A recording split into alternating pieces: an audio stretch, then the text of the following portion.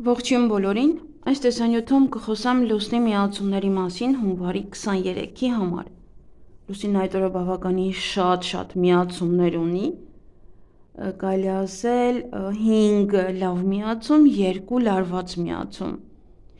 Ես ասեմ լարված միացումների ժամանակները, դուք արդեն հասկացեք, որ այդ ժամանակ ոչ մի կարևոր գործեր ոչինչ չի կարելի անել։ Առաջին ժամը դա 9:30 րոպեից մինչև 15:30 րոպեն է, իսկ երկրորդ ժամը դա 13:30 րոպեից մինչև 19:30 րոպեն։ Այդ ժամերը ֆիքսեք, դա այնտեղ իրար հետ են լինում, սկսվում է ժամը 9:30-ից բնականաբար եւ ավարտվում է 19:30 րոպե։ Մեկ ամբողջ օր լարված միացումներ ունենք, բայց նաև ունենք հիանալի միացումներ, այստեղ Մերկուրիի հետ, Պլուտոնի, Մարսի, չնայած որ Լուսինը եւս ունի լարված միացումներ էլի վատ մոլորակների հետ։ Ես լարվածները կասեմ, համ մնացածը պետք է հասկանաք, որ արդեն կարող եք ամեն ինչ անել։ Առավոտյան չի թույլատրվում սկսել որևէ նոր բիզնես, կնքել ֆինանսական գործարքներ, գնել կամ վաճառել անշարժ գույք,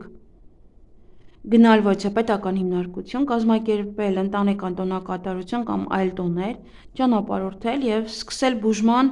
կուրս, նաեւ առողջարարական ընթացակարգ։ Եվ օրվա երկրորդ կես եւս չի կարելի այստեղ սկսել նոր բիզնես, բանակցել, կնքել ոչ պայմանագիր, գործ ունենալ օտարերկրացիների կամ ոչ կասկածելի հեղինակություն ունեցող մարդկանց հետ, սպեկուլյացիա եւ այլն, ներդրումներ կատարել, ճանապարհորդել հատկապես ջրով, լոգանք ընդունել կամ լողալ բաց ջրերում, դա օրվա երկրորդ կես մինչև ժամը 19:30 րոպեն, ճանապարհորդել, գործ ունենալ նավթամթերքների հետ, քիմիական հեղուկների հետ, թմրանյութերի կամ ալկոհոլի հետ, նաև ոչ մի էքստրասենս, ոչ մի մեդիում, ոչ մի այնտեղ քնացնել, ոչ մի սեանսներ, հիպնոզներ, նման բաներ բացարձակապես չի թույլատրվում։ Իսկ կարելի է այդ օրը գնել էլեկտրական սարքավորումներ, էլեկտրոնիկա, մեքենա, հեռախոս, շփվել ընկերների հետ, համախոհների հետ, կազմել միասին ծրագրեր եւ համագործակցել, զբաղվել գիտական հետազոտություններով, կարդալ մասնագիտացված գրականություն, մասնակցել գյուտերին, իրականացնել գյուտեր, կիրառել առաջադեմ մեթոդներ եւ տեխնոլոգիաներ,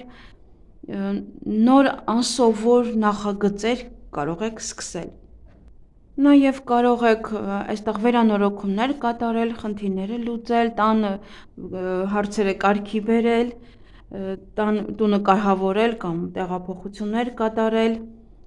նոր բնակարան տեղափոխվել, կարող եք վազել, նաև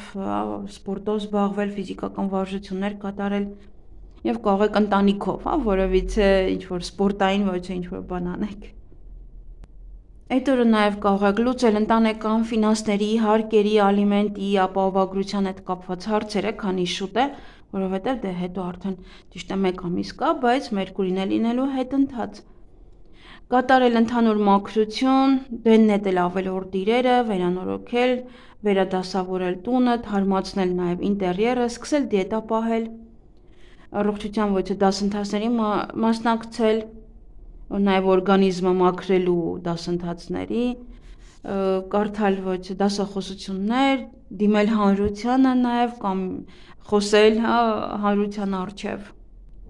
Այդ օրը նաև կարող եք աշխատանք գնալ փնտրել, հավանականությունը մեծ է։ Հիմա ժամերն ասեմ, երբ կարող եք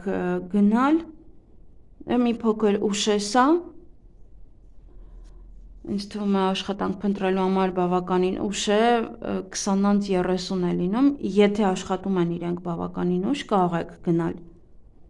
Եթե մեկ այլ երկրում եք ապրում, ապա դա արդեն պետք է վերածեք ձեր ժամի, որովհետև Հայաստանի համար 20:30 աշխատանք փնտրելու համար բավականին ուշ է։ Եթե այդ օրը ունեք մարզական ոչ մրցումներ, շատ լավ է, նաև կարող եք շփվել ձեր տնօրենի հետ կամ հայտնի մարդկանց հետ, գովազդային գործակալության սկզբի համար է շատ լավ, քանի որ դեռ աճում է լուսինը, հիանալի ժամանակ է, ակտիվ հանգստով զբաղվեք, սիրելիների և մտերիմների հետ կարող եք շփվել, ծնողներին այցելել, կորած իրերը որոնեք, որովհետև հավանականությունում է ձեր կարող եք գտնել և կազմակերպել ընտանեկան տոնակատարություններ, բայց արդեն ասացի բավականին ուշ, 8-ից հետո։ Եվ երեկոյան ժամին, նաև եթե մոտ մեկ այլ ժամային գոտի է այստեղ,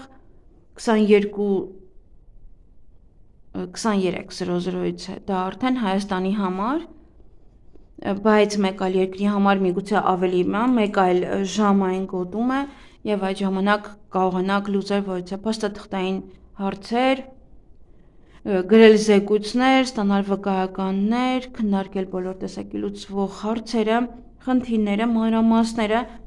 միգուցե նաև ընտանիքով եք նստած այս ժամին ուղղակի քննարկում, կնքել պայմանագրեր, համաձայնագրեր, ևս էլի, Հայաստանի համար մի փոքր այդ ժամը ուշ է, բայց մեկ այլ ժամային գոտում լավ է։ Կարծել ոչ մասնագիտական և կրթական գրականություն սովորել ավելի շատ կարելի այդպես կրճատասել, հյուրեր ընդունել կամ այցելել հյուրերի, գնել մթերքներ, մանր իրեր, կենցաղային իրեր, տունը կարող եք այդ ժամին օրինակ թեթև մաքրում կատարել։ Դե այսքանը, նաև կատարել շնչառական վարժություններ, եթե նմանատիպ խնդիրներ ունեք։ Միացումները բավականին շատ էին, միացումների նշանակությունները այդքան մանրամասն չեմ կարող ասել, որտեղ տեսամ, թե բավականին կերկարի, ինձ թվում է ձեզ համար կարևոր է միայն այն պահերը, որ ինչ կարող եք անել։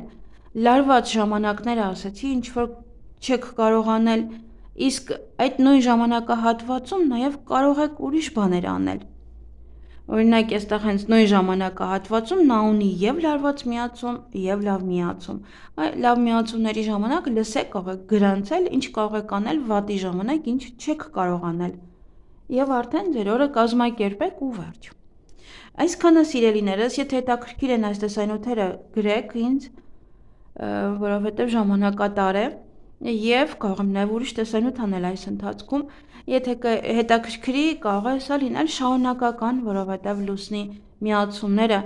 լուսնի օրվա հետ շատ կարևոր են, այնտեղ եթե լուսինը ասվում է, որ ոչինչ չի կարելի անել, հատկապես ժամեր եմ նշում, երբ լուսինը տեղափոխվում է այլ որոշ լուսնային օր, դուք արդեն կարող եք հասկանալ, թե ինչ կարող եք անել, ինչը ոչ։ Նաև լուսին անցնում է հետո խոյ նշան, հիմա ժամը նշեմ, Հայաստանի ժամանակով ժամը 14:25 խոյի վերաբերյալ ես նշել եմ որոշ բաներ, դուք կարող եք նայել և հետո երբ որ կգա 7-րդ լուսնային օրը,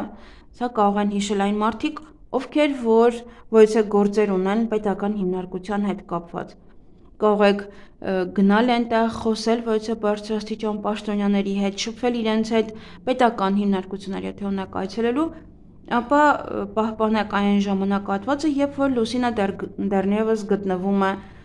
խոյ նշանում և 7-րդ լուսնային օրը, կարող եք գնալ որոշ գործեր անել։ Հիմա ասեմ խոյը մինչև երբ է մնալու։